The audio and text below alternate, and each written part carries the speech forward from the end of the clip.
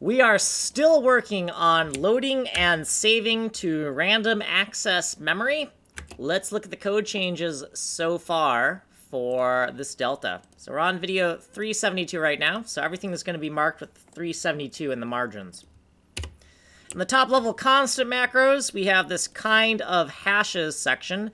These are monkey wrench macros, and we have two types. We have an undefined, untrustworthy type, and a type that says, hey, there's a PNG file there, and when you decode it, you're going to get a 512 by 512 bitmap.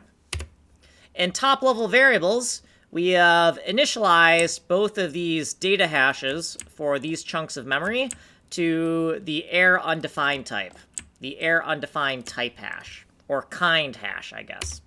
In the Filemob function section, within the Filemob data hash function, we just want to validate that whatever comes in here is one of the predefined kinds. So here's our two kinds that this could be, and if it's not one of those kinds, we're going to crash here. Otherwise, we're going to pass this input to the output and just return the original value. In the use PNG encoder section of this Filemob local save function, which is also in the Filemob function section, we've just added some validation here.